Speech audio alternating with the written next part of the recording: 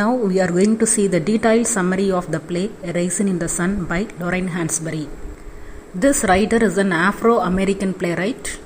In this play, she dealt with the themes like racial discrimination, identity, and male chauvinism. It is a play with 3 acts. This play describes the poverty-stricken condition of the Younger family. Younger is the name of the person who died long ago. Lena is his wife's name. They have 2 children, Walter Lee Younger and Benita Younger. Walter Lee Younger has got married to Ruth Younger and they have one son, Travis Younger. Benita is not married yet, but 2 Africans express their love for her. One is Joseph Asagai and another one is George Murchishan. Both of them are in love with Benita, but they are poles apart. Joseph Asagai is a person who glorifies African culture, whereas George Murchishan has completely turned into a Western man, following the Western culture. Benita does not know to which side she can go.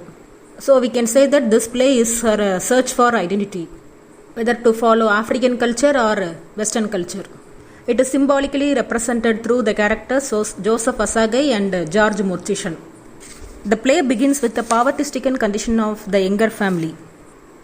Lena, Benita, Walter, Ruth, Travis, these 5 people sharing a single apartment which has only 2 rooms. This second room was a dining room actually when Lena and Younger entered this room to begin their life. Enter this house to begin their life. Lena remembers how they brought this furniture to this house with pride and taste. But now everything torn out and worn out. Even the carpet is also showing its weariness. So the furnitures are moved to that places to hide this worn places. There is only one single window in this house, entire house. That too is located in the kitchen area. We have seen Walter and Ruth are sharing the room in the breakfast room only. So Travis sleeps in the center of the house. After suggesting the poverty through furniture and the size of the house, Lorraine Hansberry describes the everyday occurrences.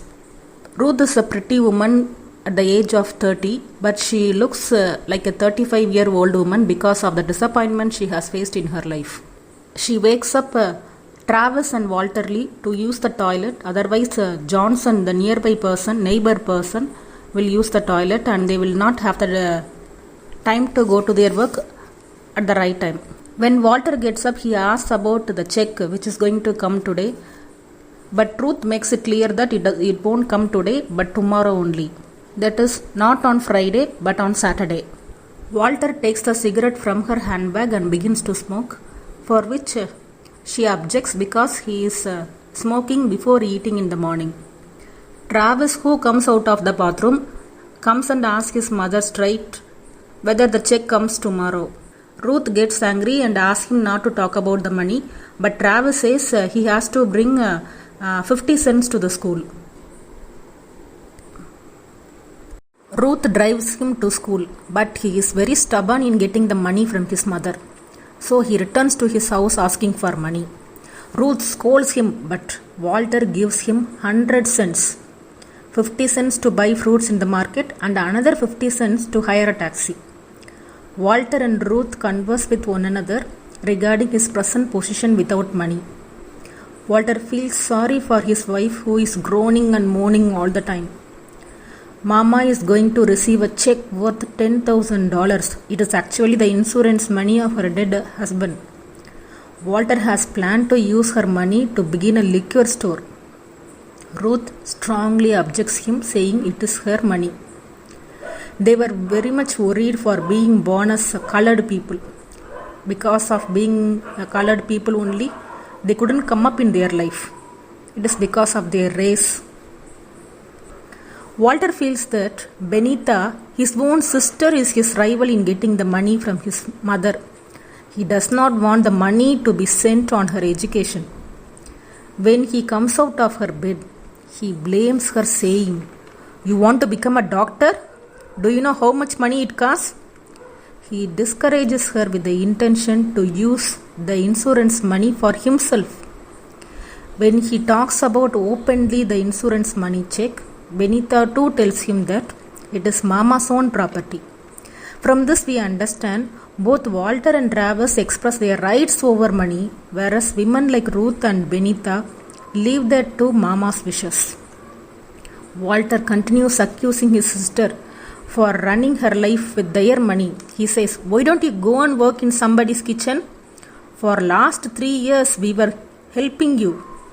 Ruth is doing the housekeeping work for a white family. I am working as a driver to the white man, and Mama is also housekeeping."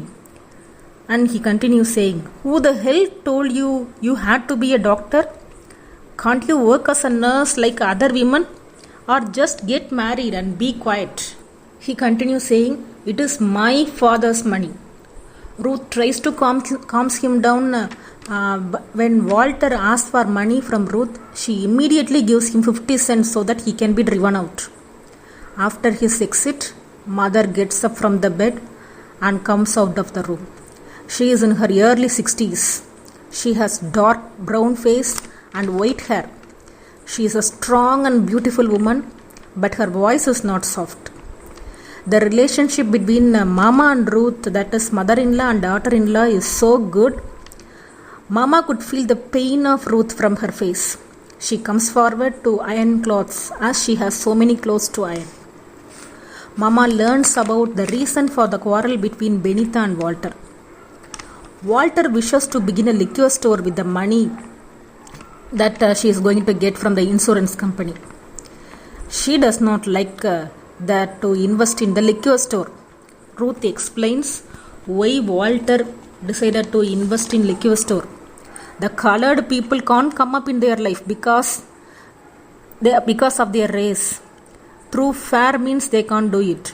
Only through gambling and liquor store only they could earn money. But Mama ignores his wishes. Mama expresses her own wish of buying a new house with a little garden in the back.